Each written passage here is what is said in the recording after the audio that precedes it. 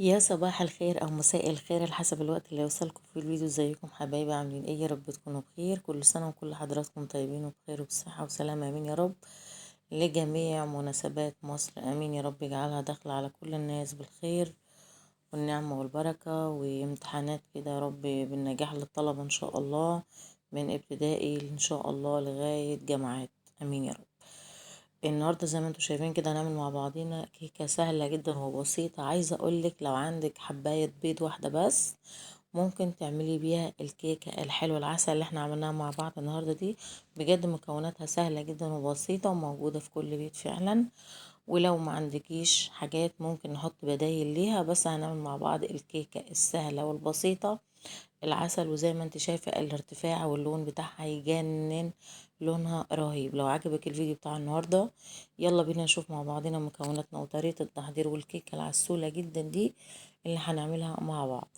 طيب مبدئيا كده انا هعمل مقدار كيكة واحدة بس زي ما انتوا شايفين. اول حاجة لازم نلتزم بيها وهي المقادير، تكون الكوباية بتاعتنا الكوبايات المعيارية تكون واحدة بس زي ما انتوا شايفين. يعني الكوباية اللي هنشتغل بيها تبقى كوباية واحدة بس. طيب زي ما هوريكم كده مع بعض، هنزل بأول حاجة هحط عندي هنا كوبايتين من السكر أو كوباية ونص على حسب ما بتحبي التحلية بتاعة الكيكة، بس هي من كوباية ونص لكوبايتين حلوة أوي زي الفل. أنا بصراحة بحبها مسكرة شوية، فبحط عندي على المقدار بتاعي كوبايتين من السكر، وهنا عندي كوباية من اللبن. وهزود شوية كمان علشان أنا مش حاطة غير حبايتين من البيض بس، لأن أنا عايزة أعمل صينية كيكة حلوة. يبقى أنا حطيت كوبايتين سكر وأحط كوباية ونص من اللبن.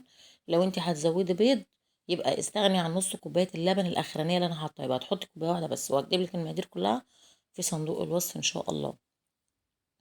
وهحط 2 حباية من البيض زي ما انتوا شايفين بالشكل ده، عشان كده بقول لك مقاديرها سهلة وموجودة في كل بيت. طب أنا لو ما عنديش لبن وعندي بيضة واحدة بس أو عندي حبايتين من البيض عايزة أعمل كيكة، بصي هقولك هتجيبي معلقتين او 3 لبن بودرة كبار وتدوبيهم على كوباية ونص من المية، هيبقى عندك احلى حليب او لبن نعمل بيه الكيكة. وبعد كده نزلت عندي هنا بمج من السمنة على الزيت، كوباية سمنة على زيت، كوباية سمنة على زيت يا جماعة.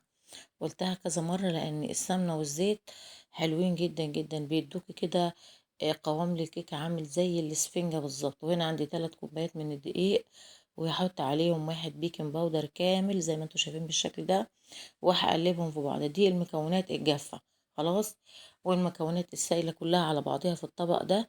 وعايز اقولك على حاجة، لو عندك مضرب كهربا زي اللي عندي ده اضربي، لو عندك خلاط اضربي، مفيش اي مشكلة. الخلاط عايزة اقولك زي الخلاط احسن في ضرب الكيكه عن صراحه عن المضرب الكهرباء. المضرب بتاع البيض ده زي ما انتم شايفين كده، يعني ممكن يضرب سمنه وبيض ودقيق والحاجات دي كلها على بعضيها، لكن لما انا حطيت لبن كتير وبيض قليل فانت هنا بتضربي سوائل اكتر، فبقى يضرب في كل حته ويعمل كده فوم وفتفطه. فالمهم يعني برضو ايه، ما علينا، قلت هكمل بيه كله، بس لو صراحه الخلاط احسن واجمل منه بكتير.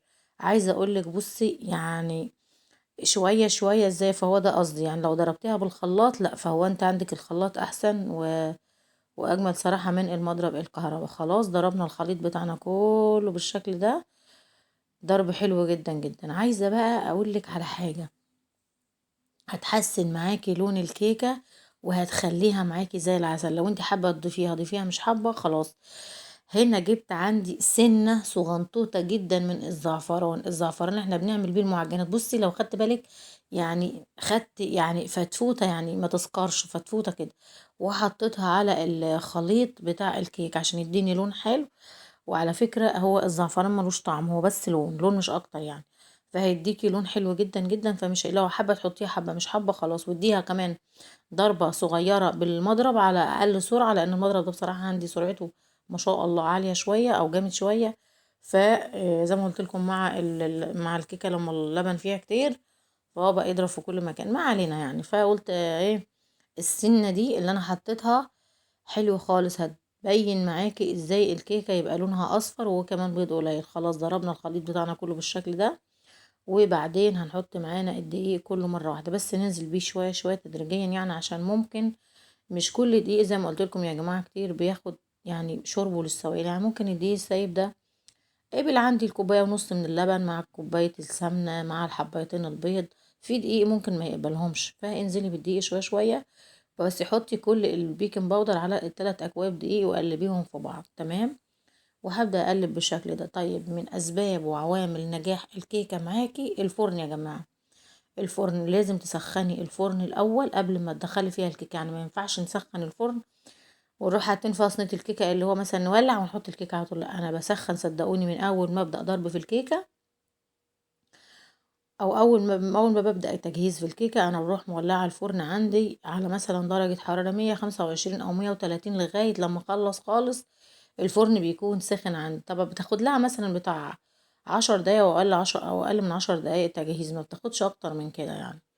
بتكون الفرن سخنت وبعد كده بروح مدخلة فيها الكيكة، ما بفتحش على الكيكة خالص يا جماعة، بتبقى الرف الوسطاني. هتقولي لي يعني نسوي على 125؟ لا، انا بقول انا بولع الفرن درجة حرارة هادية لغاية لما اخلص تجهيز الكيكة، وبعدين برفع النار بخليها 160 او 180، مش بزيد عن كده. على فكرة الافران اللي هي بتبقى بالغاز الطبيعي بتبقى نارها اشد من الانبوبة يا جماعة، خلي بالكم من الغاز دي. يعني نار الانبوبة بتبقى اهدى شوية من الغاز الطبيعي، لان ده عندك غاز متواصل فبيبقى ناره اعلى اكتر. خلاص، فانا بسوي عندي الكيكة بتاعتي على 160. بعد كده جبت عندي هنا الصينية اللي هي أصغر صينية في الطقم، اللي بتبقوا 3 مع بعض، بس للأمانة الصواني دي عندي ما مش مكتوب عليها نمر أو أرقام يعني. ودهنتها بالسمنة حلو جدا جدا، وبعدين عملت شوية دقيق من نفس الخليط اللي أنا بعمل بالكيكة، وبنفضها خالص من الدقيق. ودي برضو خطوة مهمة هتطلع معاكي الكيكة ان هي ما تبقاش لازقة معاكي في الصينية خالص. الحاجة التانية الكوبايات يا جماعة، لازم نلتزم بالكوبايات جدا. خلاص بدخلها الفرن زي ما قلت لكم على 160 في رف وسطاني، ولا بقلبها ولا بفتح عليها غير في الاخر خالص لما بتبقى معايا توصل للشكل ده. بصوا الكيكة تحفة، ربنا يبارك، لونها جميل. بختبر تسويتها ازاي؟ بختبر تسويتها بسيخ من الخشب ده، يا اما بسن سكينة صغير يا اما بظهر معلقة. هو ده بتختبر بيها تسوية الكيكة. يا رب الفيديو بتاع النهاردة يكون عجبكم ويكون نال اعجابكم. اشوفكم على خير وصفة جديدة وفيديو جديد. باي باي.